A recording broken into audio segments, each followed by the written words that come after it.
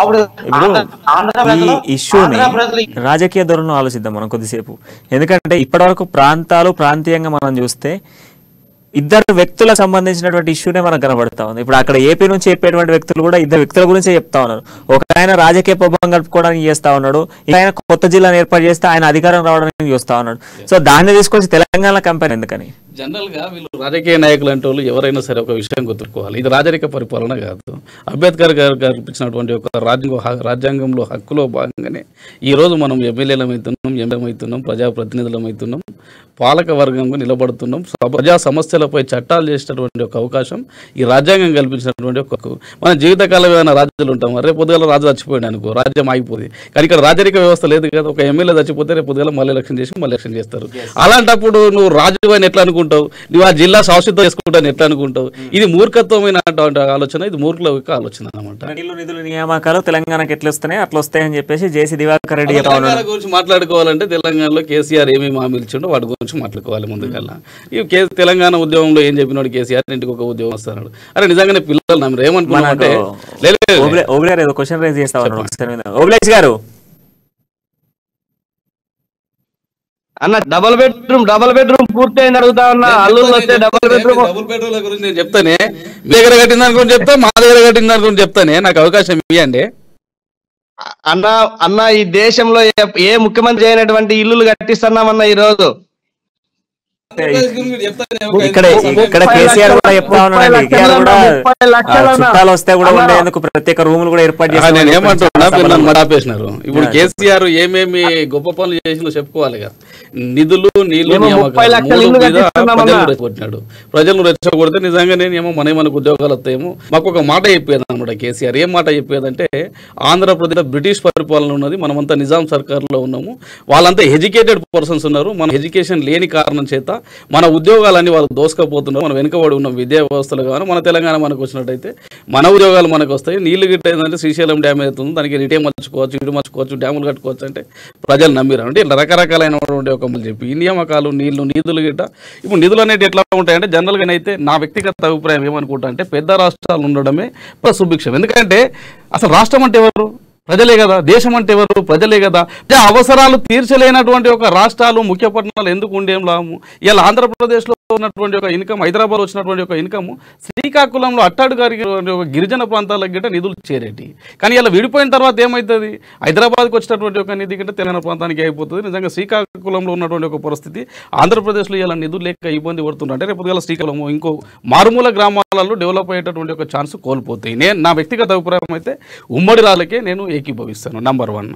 ఇప్పుడు ఇంకొకటి ఎట్లా ఉంటుందంటే, ఇప్పుడు కేసీఆర్ చెప్పినటువంటి ఒక మాటల్లో ఏది నిజం అనమాట. ఇంటికి ఒక ఉద్యోగం అన్నాడు, ఆడ సాధ్యమైందా? ఇంటికి ఒక ఉద్యోగం వచ్చినప్పుడు ఎప్పుడన్నా టీవీ ఎప్పుడన్నా విన్నావా నువ్వు? ఎప్పుడన్నా నిన్న టీఎస్పీఎస్ ఉద్యోగాలు వేసినట్టే చేసి అంటే ఆయన్నే వేస్తాడు, ఆయనే కోర్టుకు వస్తాడు, లేదంటే ఆయనే లీకేజ్ చేస్తాడు. అంటే ఏదో ఒక విధంగా ప్రభుత్వాన్ని కొరివి పెట్టి ప్రజలకు ఉద్యోగాలకు దూరం చేసి వాళ్ళ కుల సంఘాల రీత్యా గొల్లోళ్ళు అయితే గొర్రెలు ఇస్తా, లేకపోతే మంగళూళ్ళు అయితే కత్తులు ఇస్తా, సాకలు అయితే రేవులు ఇస్తా.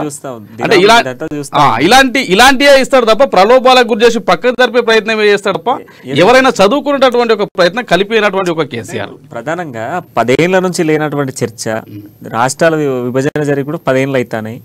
10 ఏళ్ల నుంచి లేనప్పుడు చర్చ ఈ రోజు ఎందుకు వస్తుంది అంటే, అక్కడ ఉన్నటువంటి ప్రాంతంలో డెవలప్మెంట్ లేకనా, లేకపోతే వీళ్ళు రాజకీయ ప్రభావాల కోసమా, లేకపోతే అక్కడ ఉన్నటువంటి జగన్మోహన్ రెడ్డి వాళ్ళకు పరిపాలన అందకనా, ఏంది అనేది ఒకసారి ఓబులేష్ గారు క్వశ్చన్ రైజ్ చేస్తాను. ఓబులేష్ గారు, డెవలప్మెంట్ అవుతున్నాం కాబట్టి పక్కదో పట్టించే క్రమంలో చంద్రబాబు నాయుడు రాజకీయ ఎత్తుగడలు ఇది ఒక భాగం అన్నా. మేము ఆల్రెడీ డెవలప్ అవుతున్నామన్నా. మేము కష్టాలు పడి నష్టాలు పడి ఈ రోజు మేము మా రాష్ట్రాన్ని మేము చక్కదిద్దుకుంటున్నాం. ఆ క్రమంలో ఎక్కడైతే తెలుగుదేశం పార్టీకి మనుగడ ఉండదని చెప్పేసి ఈ రోజు ఆడుతున్న కొత్త డ్రామా అన్న ఇది. జేసీ దివాకర్ రెడ్డి ఖాళీగా ఉన్నాడు కాబట్టి ఆయన్ని ఉసిగొలిపింది కేవలం చంద్ర మాత్రమే. ఇది రాజకీయ అంశమే, దీంట్లో ఎటువంటి ఇది లేదు. అయితే నేను అడుగుతా ఉన్నా దివాకర్ రెడ్డి గారిని, మనకు ఆ తెలంగాణ ఉమ్మడి జిల్లాగా మనకు 10 సంవత్సరాలు ఉంటే ఎందుకని ఆంధ్రాకు వచ్చారు ఉన్నట్లుండి? ఎందుకని చంద్రబాబు నాయుడు ఆడదంతా ఈడ వచ్చి పన్నాడు? మీకు చిత్తశుద్ధి ఉంటే అక్కడ ఉండి ఇక్కడ డెవలప్మెంట్ చేసుకోవచ్చు కదా ఆంధ్రాని. ఎందుకని మేము కట్టు బట్టలతో వచ్చి, ఎందుకన్నా మమ్మల్ని కట్టు బట్టలతో వచ్చి మమ్మల్ని ఆంధ్ర వాళ్ళని నడివీధిని చేసిన పాపన చంద్రబాబు నాయుడుది. దానికి ఒత్తాస పలుకుతున్న జేసీ దివాకర్ రెడ్డి.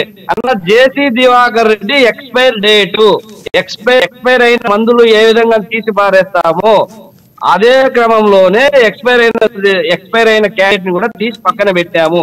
జేసీ దివాకర్ రెడ్డి మాటలను కానీ దివాకర్ రెడ్డి మాటలని మా జగన్మోహన్ రెడ్డి మాటలకి దయచేసి అంటకండి. ఎస్, ఇప్పుడు నందారెడ్డి గారు, టీడీపీ వ్యూహంతోనే జేసీ దివాకర్ రెడ్డి రంగంలోకి దించింది అని చెప్తున్నారు. ఇప్పుడు వైసీపీ వర్షన్ ఇది, అంటే ప్రతిపక్ష ధోరణి. ఇప్పుడు ఇక్కడ కదా కేసీఆర్ ప్రభుత్వం చెప్తుంది, BJP Bandi Sanjay TSPSC leakage చేస్తే 10th పేపర్ లీకేజ్ చేసినట్టుగా ఒక వ్యూహం ఇచ్చినట్టు ఇప్పుడు వైసీపీ కూడా చెప్తా ఉన్నది. టీడీపీ చంద్రబాబు నాయుడు ఏమనుకుంటాడు అంటే నన్ను మించిన సుప్రీం లేడు అనుకుంటాడు అనమాట. చంద్రబాబు నాయుడు ఏమనుకుంటాడు అంటే నన్ను మించినటువంటి ఒక సుప్రీము ఈ భూ ప్రపంచంలో లేడు అనుకుంటాడు. అనుకోండి అప్పుడప్పుడు ఏం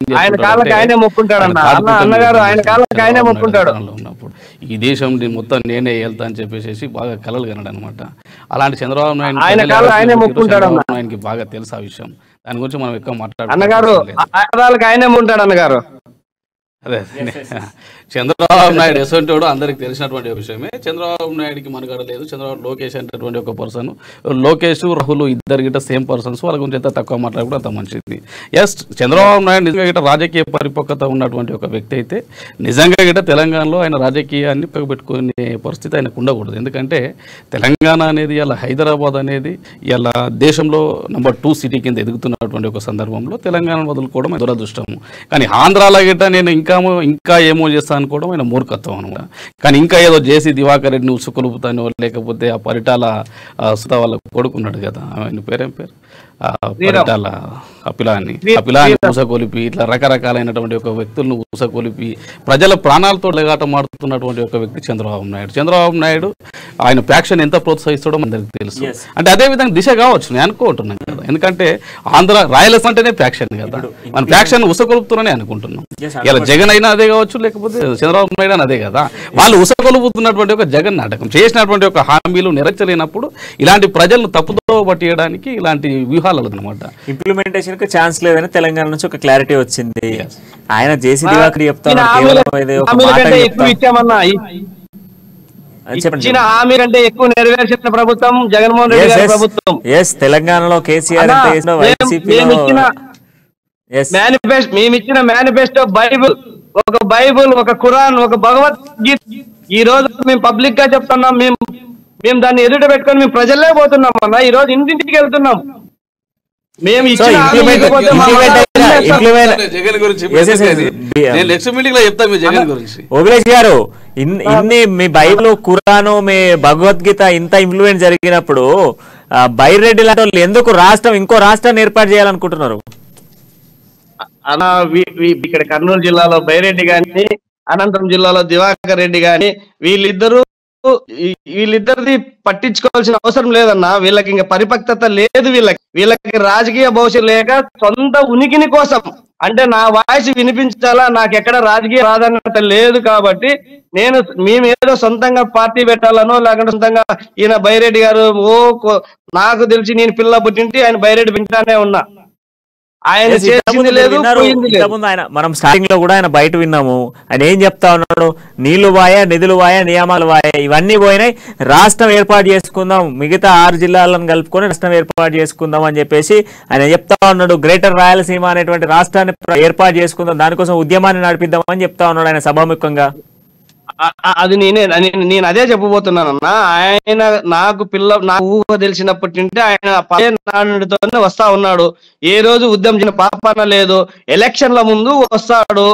వీళ్ళంతా ఎలక్షన్ స్టాండ్, వీళ్ళు వచ్చి ఏదో పార్టీకి మద్దతు ఇవ్వాలా, వీళ్ళు మేమేదో మాకంతా రాయలసీమ ఉందని చెప్పుకోవాలా. వీళ్ళు రాజకీయం కోసం, కేవలం రాజకీయం కోసం వీళ్ళకు ఉన్నటువంటి వాటిని సెక్యూరిటీ చేసుకోవడం కోసం వీళ్ళు ఇలాంటి ఆటలు పడుతున్నారు. కాబట్టి వీళ్ళు మనుగడ లేదు అని చెప్తా ఉన్నా. ఇప్పుడు జగన్మోహన్ రెడ్డి గారు ముఖ్యమంత్రి అయినప్పటి నుండి కూడా ఎక్కడ లేదు. ఇప్పుడు రాజకీయాలు ఇక రాజకీయం తొందరలో ఇంకా 5-6 నెలల్లో స్టార్ట్ అవుతుంది. కాబట్టి వీళ్ళు కొంచెం ముందుకు వస్తున్నారు. అంటే వీళ్ళు వానాకాలంలో వానపాములుగా వస్తాయి, అట్లా వస్తున్నారన్న. అంతకు మించి వీళ్ళది ఏంది లేదు, మించి ఆలోచన లేదు. వీళ్ళ మాటను మేము పట్టించుకోవడం కూడా అనవసరం అనిపిస్తుంది.